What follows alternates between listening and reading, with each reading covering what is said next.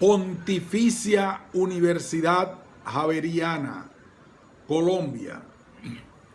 Borrero C. Alfonso. John Henry Cardenal Newman. De las incertidumbres a la verdad.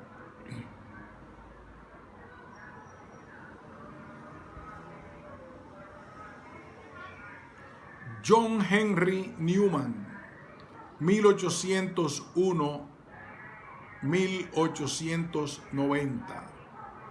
Uno de los pensadores religiosos más sobresalientes del siglo XIX en Inglaterra. Avanzó rápidamente en sus estudios y a los 15 años llegó a ocupar el primer puesto en su escuela de Ealing. Sin lograr formar sus convicciones religiosas, sintió la atracción del escepticismo, pero a fines de 1816 su pensamiento experimentó un gran cambio y se hizo cristiano. Más tarde, en Oxford, se hizo ministro de la Iglesia Anglicana y predicador en la Iglesia de Nuestra Señora.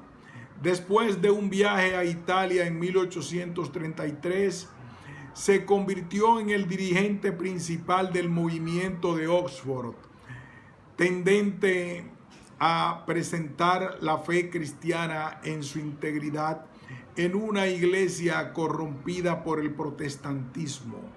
Newman, gracias a sus profundos conocimientos de las fuentes de la revelación, de las escrituras y de los padres, unidos a una vida de oración, y después de 2 años en Littlemore, se hizo católico en 1845 y fue ordenado sacerdote en 1847. El Papa León XIII lo hizo cardenal. El título de esta semblanza histórica describe el epitafio de John Henry Cardenal Newman. Lapidaria concisión que esculpe el itinerario biográfico de sus incertidumbres a la verdad. John Henry nació en Londres el sábado 21 de febrero primaveral de 1801. Fue el primer hijo del banquero John Newman, libre pensador en los aspectos religiosos, pero piadoso y cuidadoso de la formación intelectual de su prole. A John le instaba: aprende cada día algo si no quieres dejar de ser un buen chico. La madre, Jemina Fournier, era descendiente de refugiados hugonotes franceses. John Henry, por la época de ser internado en su primera escuela en Ealing, 1808, infantilmente la soñaba a la manera de un paraíso, donde más que de su madre el pequeño bebería su primera inclinación religiosa de labios y ejemplos del reverendo Walter Myers, un piadoso miembro del evangelismo, tendencia religiosa de raíces puritanas del siglo XVII, que en el XVIII se mezcló con ideas metodistas, calvinistas y luteranas, y conquistó adeptos en la Inglaterra del siglo XIX. Myers, titubeante frente al activo anglicano de la piedad individual, la presencia divina en el alma del creyente y la oposición entre el mundo y la iglesia, entre la ciudad de Dios y el poder diabólico latente en el papado, pretendía percibir todo el señalado enjambre de corrientes religiosas conciliado en el Book of Common Prayer, ritual oficial y calendario litúrgico publicado por Isabel I en 1559 y revisado en 1661, y los 39 Articles of Religion, acordados en su base por Enrique VIII en 1538, con los luteranos en Alemania, pero completados en 1571 para constituirse en la interpretación anglicana de la fe y los sacramentos. De niño, John Henry era algo tímido, poco amante de los espontáneos juegos juveniles. Prefirió la música y en poco tiempo asumió con virtuosismo el violín. Dado a la lectura y estudioso desde sus 11 años, empezó a escribir tanto en prosa como en verso. La pluma sería para John Henry el instrumento que por la palabra escrita expresaría y sensibilizaría sus más íntimos pensamientos. A veces taciturno, era difícil silenciarlo cuando se decidía a hablar. Reflexivo en todo, el sentimiento religioso siempre lo acompañaba. De sus progenitores y menos de su padre, no podía decirse que fueran fieles evangelistas. Mejor pensemos que su medio familiar estaba integrado por ordinarios pero leales miembros de la Iglesia de Inglaterra. Sus padres en concreto eran adictos a lo que Newman llamaría la religión nacional inglesa o la Bible Religion, consistente en ritos o credos, sino en la ritual lectura bíblica en la iglesia, en el hogar o en privado. A pesar de este hecho, el joven Henry un día confesará que antes de sus 15 años no se había formado convicción religiosa alguna, aunque vivía absorto pensando solo en dos seres que le eran evidentes, él mismo y su creador. Y satisfecho moralmente con ser virtuoso, aunque no necesariamente religioso. Pero Dios estaba al acecho. El 8 de marzo de 1816, por causa cuyo análisis no tiene cabida aquí, John Henry lo postró la noticia del cierre definitivo del banco paterno y del declive angustioso del sustento familiar. Su madre y sus hermanas Harriet, Gemina y Mary, a quienes tanto amó, ya habían buscado y hallado refugio en el albergue doméstico de la abuela. John Henry, afligido y ausente en su estancia escolar en Ealing, sintió que el infortunio le anunciaba una nueva forma de la presencia de Dios en su vida, muy afín a la crisis religiosa padecida un año antes, que lo condujo a la que él denominaría su primera conversión a un verdadero y sólido cristianismo.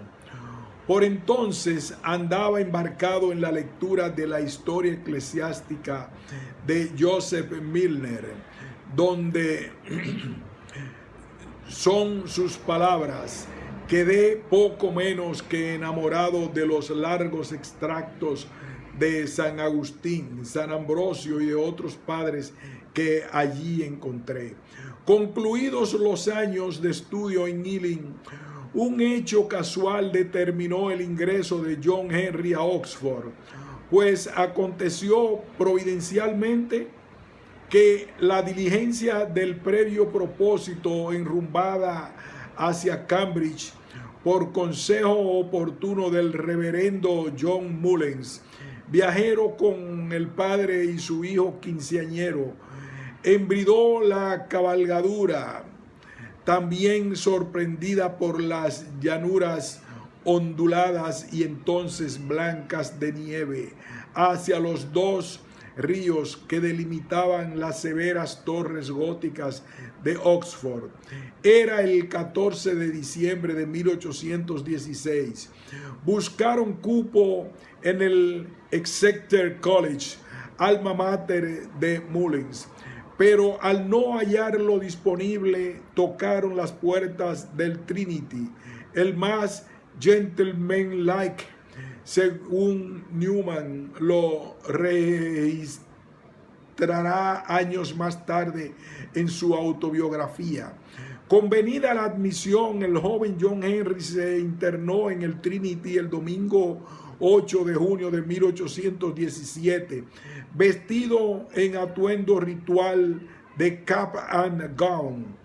Escuchó atento a Thomas Short, el tutor encargado de enseñarle las costumbres del college y conducirlo en los trayectos y ajetreos de su dedicación académica. John Henry halló incómodo el cambio a su ambiente desconocido. Su paradisíaco e infantil sueño de la vida escolar chocaba con la realidad encontrada. Sin embargo, no se amedrentó ante los rumores que describían a Short como una persona estricta y exigente. Como Pablo de Tarso, se hizo a todo y a todos, y con su acostumbrada pasión por el estudio, durante largos meses se preparó, aún sacrificando vacaciones para los exámenes que al término de su trienio vendrían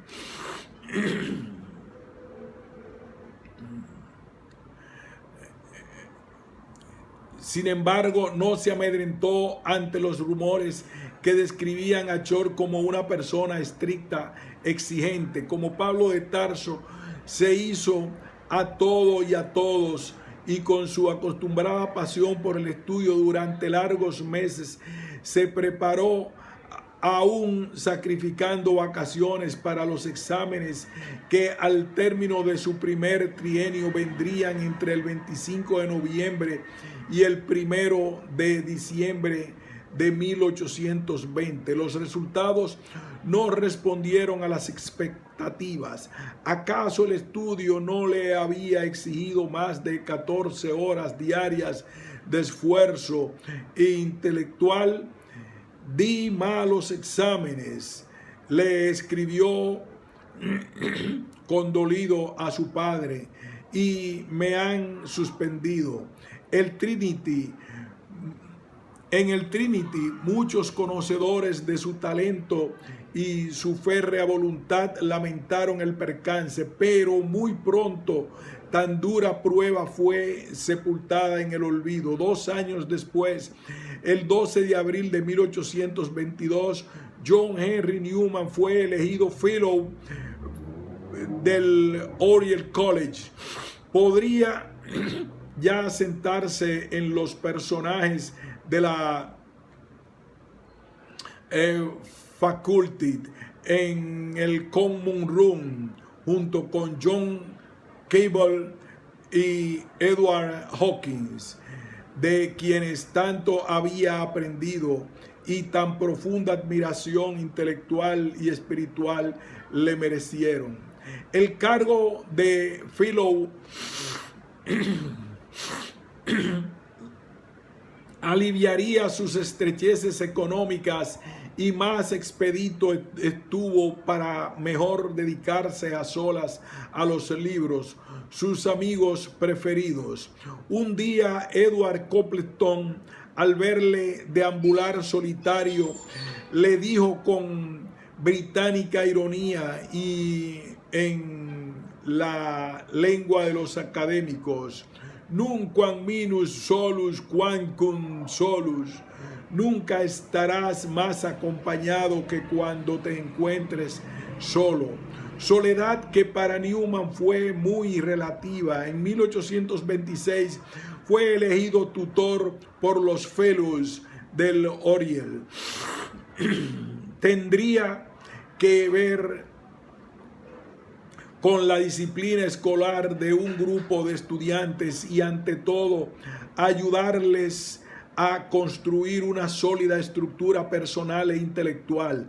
El nuevo tutor, un rebelde positivo, como hemos de verlo, se ganó el afecto de sus estudiantes, pero asimismo el reproche de sus colegas porque no gustaba del estiramiento y prepotencia magisterial de oxoniana tradición. El Newman ya brillaba engastada y sin mostrarse la sencillez del sabio. Con anterioridad a su elección como Fellow, Newman, quien ya había optado por el Consejo Evangélico del Celibato, desechó la idea acariciada por su padre de los estudios jurídicos y confirmó los deseos de hacerse ministro de la Iglesia Anglicana. Le interesaba la palabra servicio, nada de ambición y dignidades. Sentía tener las requeridas condiciones de devoción, afecto y sacrificio como tutor, y como siempre en sus relaciones sociales había gustado hablar de corazón a corazón y cor a cor loquitur. Será en un día aún remoto el emblema heráldico de sus armas cardenalicias. El 29 de mayo de 1825 fue ordenado sacerdote anglicano y tomó a su cargo la parroquia de San Clemente y 3 años más tarde el vicariato de Saint Mary de Virgin, la iglesia madre y parroquial de la Oxford University. Aunque modesta, la singular belleza del espacio arquitectónico alojaba a la audiencia durante los actos oficiales de la institución. La feligresía de ordinario, compuesta por tenderos de la High Street, observó curiosa y preguntona el porqué de la incrementada asistencia de algunos servicios dominicales. Es que valía la pena escuchar, se rumoraba, los sermones universitarios del reverendo John Henry Newman a la comunidad oxoniana. Los pronunció entre 1828 y 1843, lapso coincidente y providencial con muchas de las reflexiones intelectuales, espirituales y religiosas que lo conducirían a su segunda conversión. En Saint Mary no hubo sermones de Newman en 1832.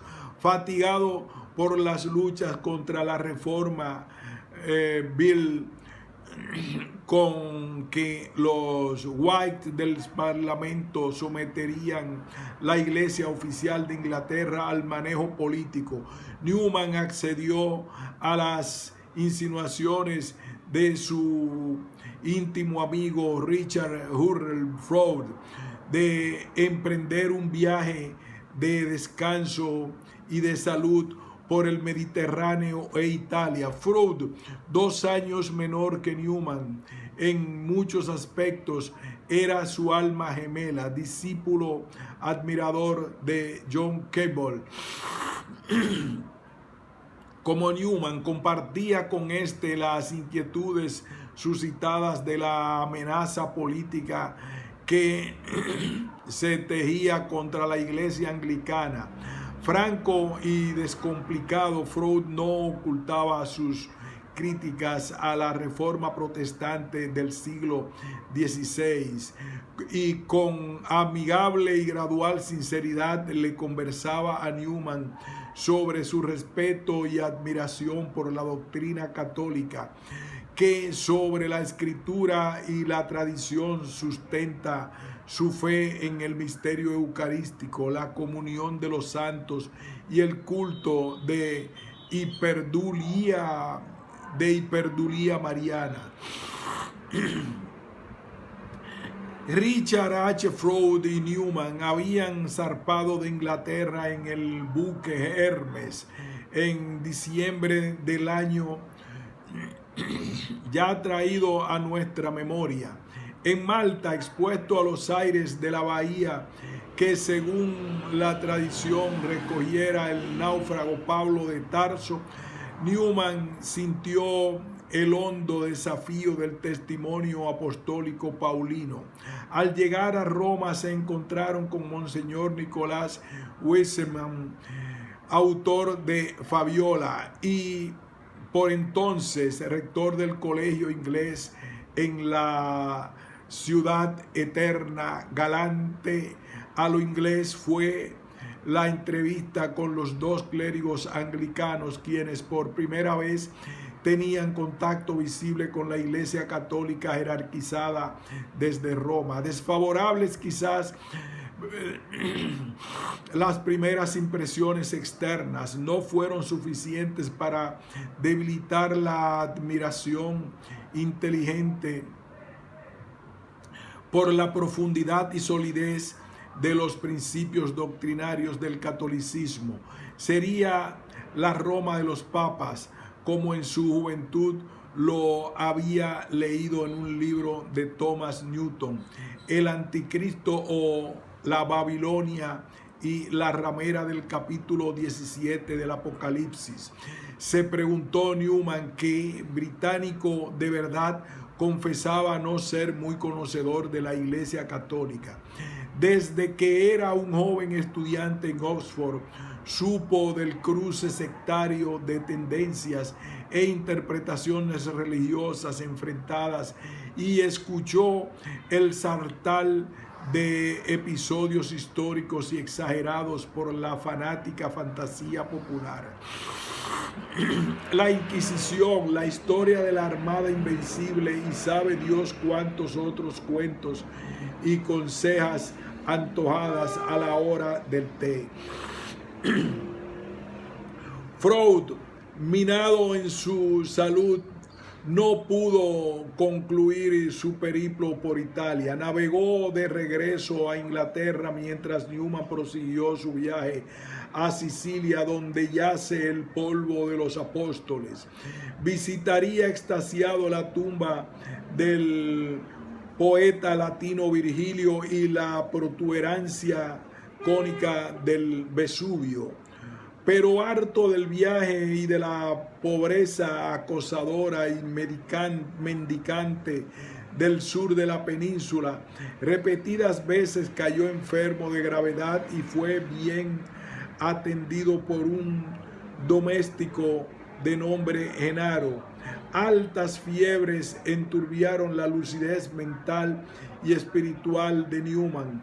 En Leoforte, al fiel criado que angustioso pretendía atesorar la última voluntad del cuasi moribundo, le respondió: no moriré porque no he pecado contra la luz. Y reiteró: no he pecado contra la luz. Un día Newman escribirá en sus autobiographical writing: no he logrado darme cuenta exacta de lo que en aquellos instantes quise decir con semejantes palabras. Dios, que no lo perdía de vista, sí era el conocedor eterno del escondido significado. Enfermo de nuevo y después de 3 semanas ya recuperado en Castro Giovanni, dispuso a Newman viajar rumbo a Palermo, pero en la madrugada del 26 al 27 de mayo, fecha dispuesta para partir, y solo pudo decirle: tengo un importante trabajo que realizar en Inglaterra. Idéntica respuesta le había dado a Monseñor en Weissman cuando el prelado le instó a repetirle su visita a Roma. Confesaría Newman que en las más enfrentadas incertidumbres vividas en Italia le sucedió algo parecido a su primera conversión. Si bien a las emociones espirituales vividas en su segunda ronda por la isla siciliana las sabría entender como una extraña providencia, en el viaje Newman no cesó de escribir poesía. Navegante de un barco cargado de naranjas con destino a Marsella, produjo de su nostálgica y espiritual inspiración los versos de Let Me Kindle Light, que aún se cantan en iglesias anglicanas y católicas. Guíame, luz gentil entre las tinieblas, guíame tú. Negra es la noche, lejana está mi casa, guíame tú. Dirige mis pasos, horizontes apartados. No quiero ver, me basta un paso. Nunca estuve como ahora, ni te pedí así que me guiaras. Gustábame escoger mi camino, pero ahora guíame tú. Como siempre, allá la Oxford del siglo XIX parecía ser siempre la de siempre, pero los ánimos universitarios y sociales no estaban tranquilos en esas épocas casi medianeras de la centuria. 1832 fue un año álgido. Las posturas liberales de los Whigs reñían con la tendencia conservadora del partido Tory. La universidad se debe a toda nación, afirmaban los primeros, y se mantenían firmes los segundos en su actitud de cerrar, si era posible, los umbrales universitarios a ingleses no anglicanos o católicos que exhibieran en sus credenciales el sello estigmático de snob sin nobilitated. Casi sin dilemas, los universitarios rechazaron la intervención política en la universidad y en consecuencia la remanente simbiosis de la corona en la iglesia anglicana. Los colleges de Oxford fue evidente la turgencia de movimientos ideológicos que a la manera del Societies no cejaban de aglutinarse desde los años 20 a su retorno del continente en el junio veraniego de 1833. Newman buscó unos días de reposo en los lares maternos. A los pocos días escuchó un célebre sermón de John Keble sobre la apostasía nacional. Entendemos esta dura expresión, suceso que a Newman le instará a escribir: a partir de entonces no he dejado de considerar ese día como el comienzo del movimiento religioso de 1833. Estamos pues de cara al históricamente conocido como movimiento de Oxford, cuya efervescencia política, ideológica, teológica y religiosa, unida al contexto de los sermones universitarios de Newman en St. Mary, nos explica tanto del intellecto ut credam de nuestro personaje sublime, ruta su definitiva segunda conversión. Prestigiosos clérigos de la 7 veces secular universidad adhirieron al movimiento oxoniano. Reunamos semblanzas de los más destacados, comenzando por Richard H. Freud, a quien ya conocemos y que en gran manera contribuyó a disuadir a Newman de sus prejuicios contra la Iglesia de Roma. Freud moriría muy joven de tuberculosis en 1836.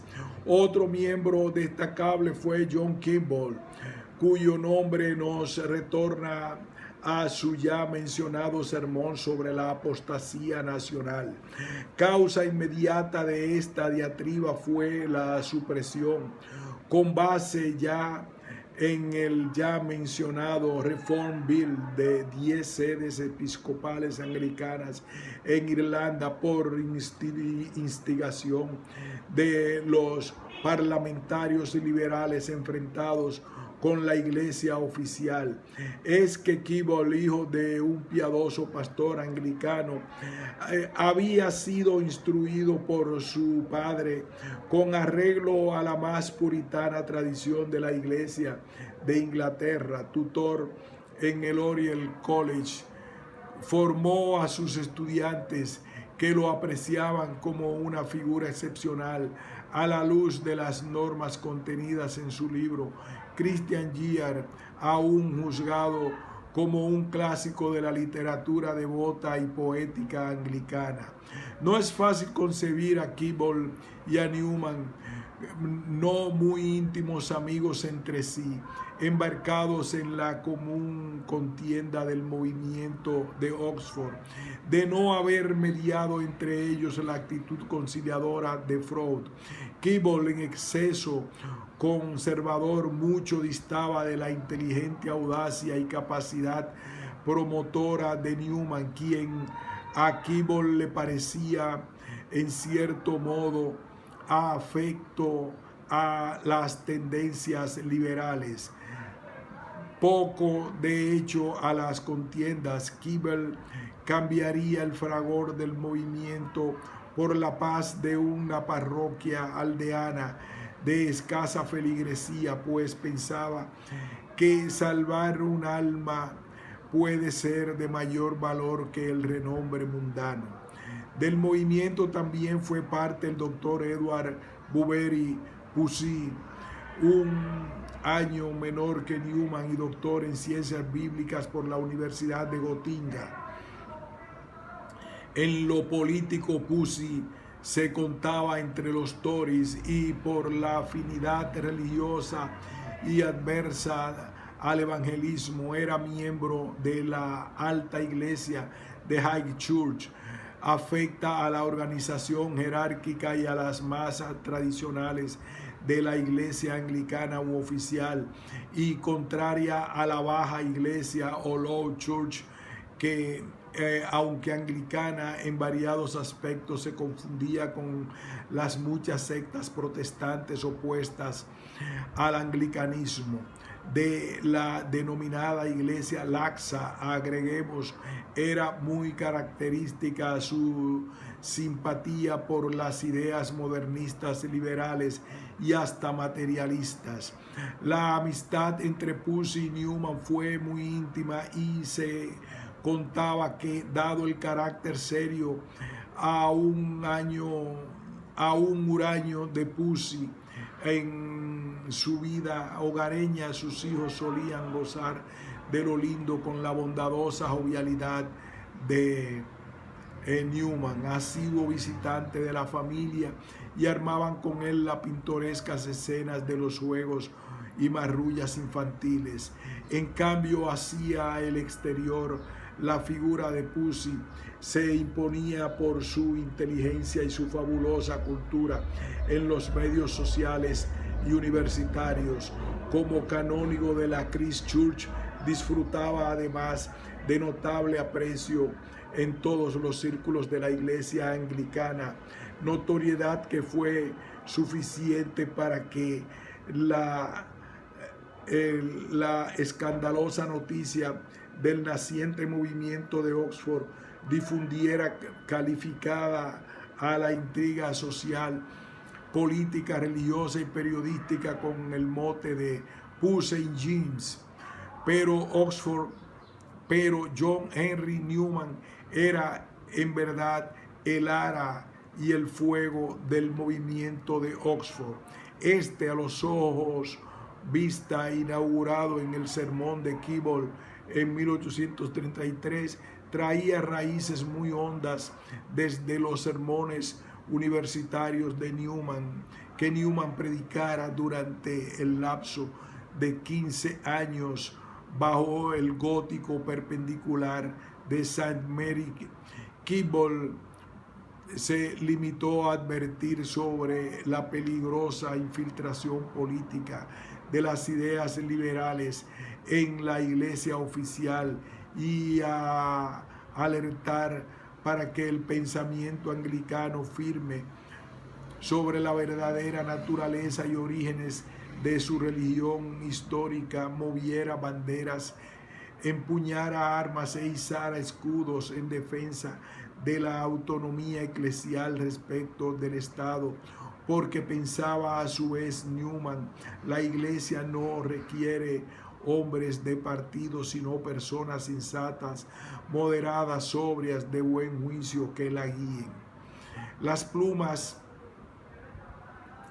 no habían unido al movimiento, además de los mencionados, también William Palmer de Dublín, Arthur Percival, Hugh Ross, William Ward y varios otros se presentaron para dar a luz literaria los Tracts for the Times, folletos de actualidad de pocas páginas sugeridos por Newman, porque fueron sus palabras. Sosteníamos los de mi grupo que el cristianismo de los primeros tiempos de la iglesia era el enseñado por Cristo y los apóstoles para todas las épocas, y que era el registrado y atestiguado en los formularios por los teólogos anglicanos.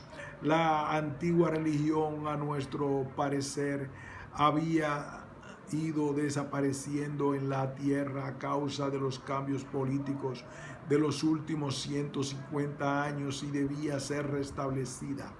Se precisaba una especie de segunda reforma, una reforma mejor que la primera, porque no se volvería al siglo XVI, sino al siglo XVII. Los primeros tracts hasta el XVIII, en su mayoría emanados de la pluma de Newman, fueron anónimos y carentes de sucesión lógica entre sí.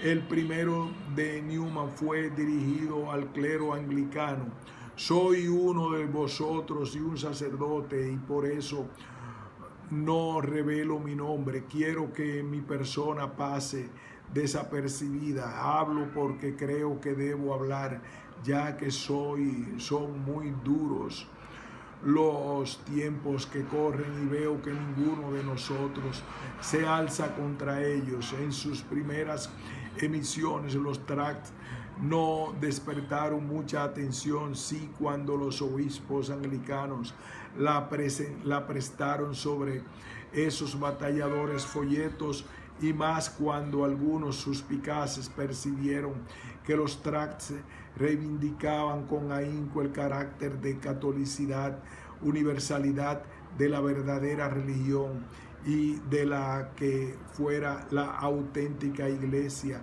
de Cristo. ¿Qué fue entonces de la iglesia anglicana? Tanta fue la alarma que Newman, por escritos que lo inculpaban de papista, movió su pluma en un tract contra la iglesia de Roma en cuanto romana.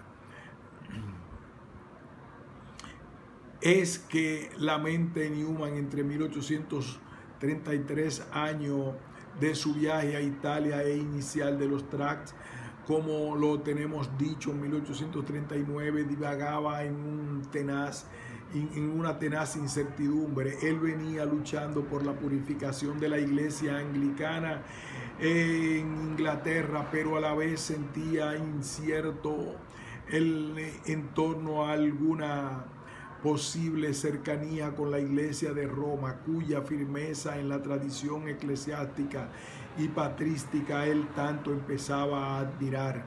Newman, para entonces un profundo conocedor de los santos padres y también del debate quizás más de tinte histórico que teológico planteado por algunos teólogos, pensaba ante su conversión en la Iglesia Católica que el alejamiento de la Iglesia Anglicana respecto de Roma no había obedecido al propósito de diferenciarse del protestantismo germano, sino solo al deseo de evadir la corrupción romana del siglo XVI, y que por tanto la actitud anglicana en Roma no había significado rechazo alguno a la catolicidad de la Iglesia cristiana, más sí al anhelo de restaurar la tradición apostólica y tradicional en toda su integridad. Con esta postura mental en la parte psicológica, Newman concebía una iglesia universal de la cual hiciera parte el sistema anglicano. ¿Pretendería acaso hacer más católica de la mentalidad inglesa e inglesa a la mentalidad católica? La verdad que llegó a concebir la teoría de una tercera vía, según la cual la iglesia anglicana se situaría en la vía media entre una iglesia católica muy estática y las iglesias protestantes protestantes tan alejadas de la tradición patrística. Así que en el lapso comprendido entre 1834 y finales de 1836, escribió el oficio profético de la Iglesia en sus relaciones con el romanismo y el protestantismo popular, porque entre otras, Monseñor Wiseman, de retorno a Inglaterra desde Roma ya en 1836, había difundido por el país una impresión aceptada también de Newman y sus amigos del movimiento, que nosotros teníamos en contra no solo a los buenos anglicanos, sino también a nuestros tradicionales adversarios, los católicos. En una obra mencionada, Newman expuso la doctrina de la vía media, nombre ya usado en otros teólogos, pero reflexivo. Comprendió que tal postura, por algunos denominada anglocatolicismo, demostraría una actitud anglicana inconsistente y arbitraria. La vía media, escribía Newman en su apología, era solo una religión sobre el papel. En Newman se sentía resistente la angustia por decirse cuál fuera la verdadera iglesia de Cristo, realmente la de siempre y la de todo a lo largo de la historia. A esta altura de sus hondas reflexiones, cuando el movimiento estaba en pleno desarrollo, algunos amigos quisieron saber lo que Newman pensara de los 39 Articles of Religion del Book of Common Prayer, por lo que entonces se lo creía en la letra y en espíritu del todo protestantes, pero las hondas reflexiones de Newman venían buscando de la manera de darles una interpretación católica, y en este sentido se decidió a escribir el Tract 90, 1841. Keble preconizó el texto y no halló nada que aconsejara supresiones o modificaciones. William Ward sí previó el escándalo que se armaría, y lo fue. El obispo de Oxford, que amaba entrañablemente a Newman, le sugirió abstenerse de escribir y publicar otros tracts sin imponerle en el momento sanción alguna. La condena al Tract 90 y a su autor se dejaría venir más emotiva que razonada por otros y múltiples causas. Del episcopado anglicano, incluido el obispo de Oxford, y de la autoridad suprema universitaria, que ordenó fijar el texto de la condena en todos los refectorios de la colegialidad oxoniana, como si fuera el anuncio de un plato venenoso. Clubes, órganos de expresión, medios sociales, cátedras, fondas y hoteles, vagones ferroviarios, señalaban furiosos al traidor de la nación inglesa.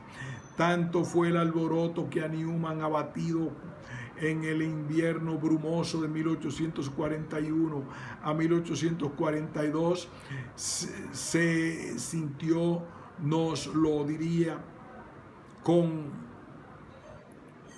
un miembro yerto de la iglesia anglicana, tendido en su lecho de muerte. Le había llegado el momento de grandes decisiones, no determinadas por el sentimiento, sino por la razón. Y en abril de 1842 resolvió alejarse del Oriel College. El Tractarian Movement llegó a su fin, más no el íntimo proceso espiritual de Newman.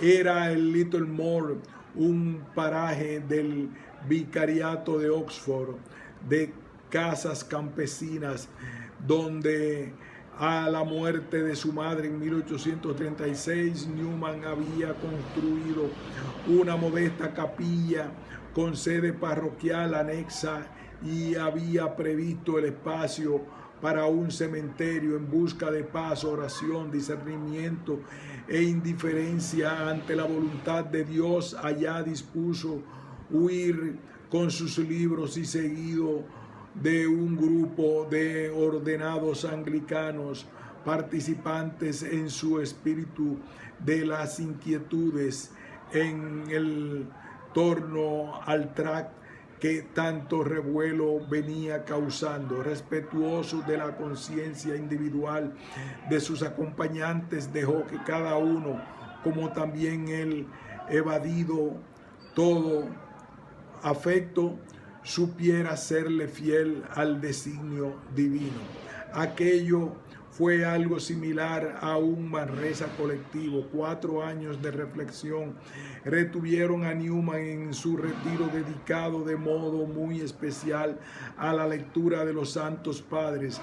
A un miembro de la iglesia anglicana, tan amada desde su niñez, la veía alejarse adicta a sus falsedades, mientras paso a paso en él se debilitaban los últimos prejuicios contra Roma, el culto mariano y a los santos lo atraía el verdadero catolicismo.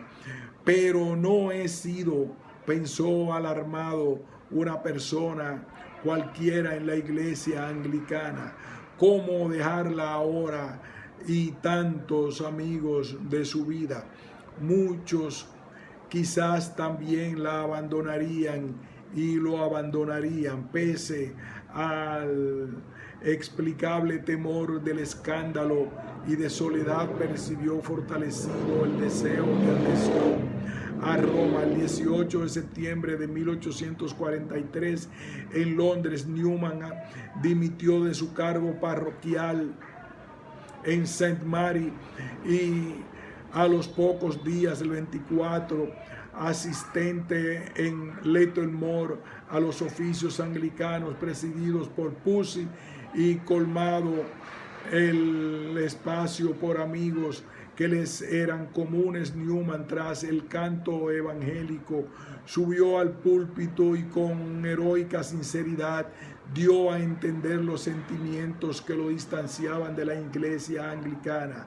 Ese día en el Pusey había hablado sobre la amistad. Newman, a la vista de todos, se despojó de sus insignias de grado, depositándolas sobre la balaustrada.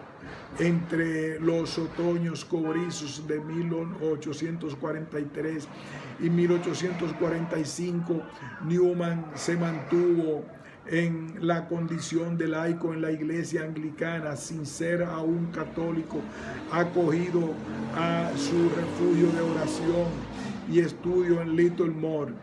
En edad madura transitaba por un limbo de crisis espiritual apenas comparable al momento juvenil previo a su primera conversión, pero ahora estaba del todo convencido del paso que daría. De lo que puedo hablar con toda certeza, escribiría en la Apología, es del efecto que me produjo el estudio de los ejercicios de San Ignacio.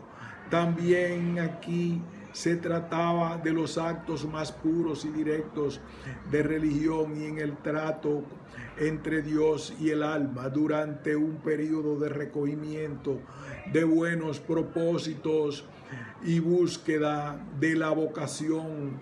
El alma estaba sola, cum solo.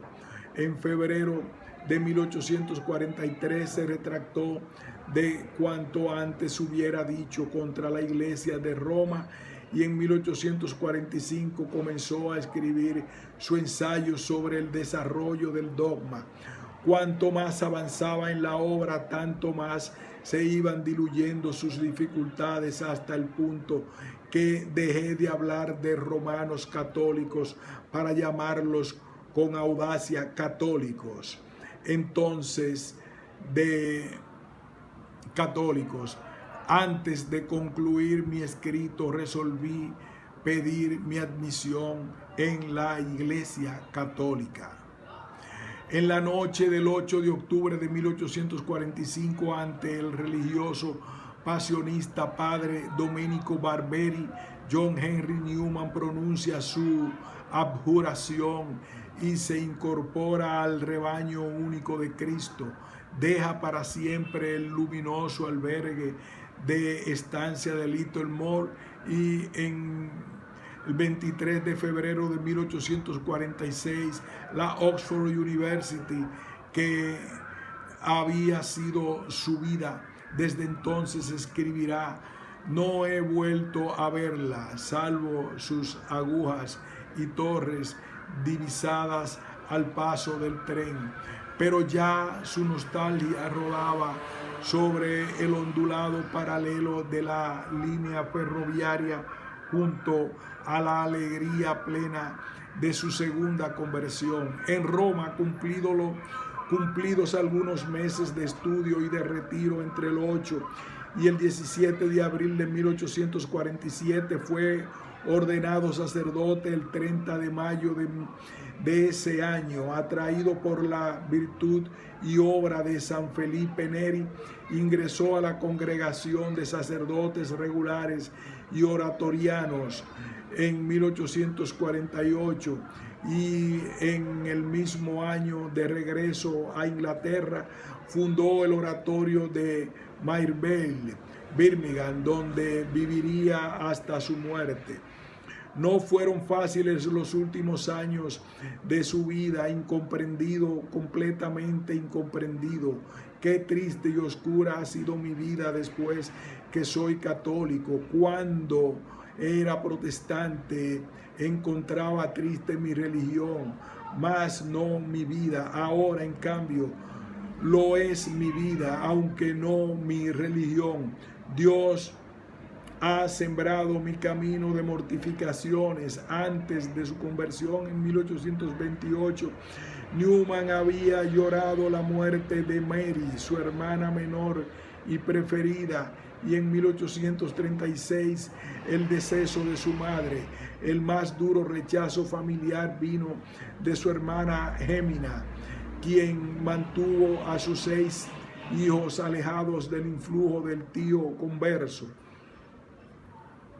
Hoy nos resultan incomprensibles las difíciles relaciones de Newman con el cardenal Manning, converso como él, o aquel alguien, o o que alguien hubiera osado señalar a Newman como el hombre más peligroso de Inglaterra. En 1864, Charles Kingsley, un clérigo anglicano, acusó de mendaz el sacerdocio católico, con fundamento en un opúsculo de Newman, callando con astucia que esas líneas habían sido escritas bastante antes de su conversión en 1870.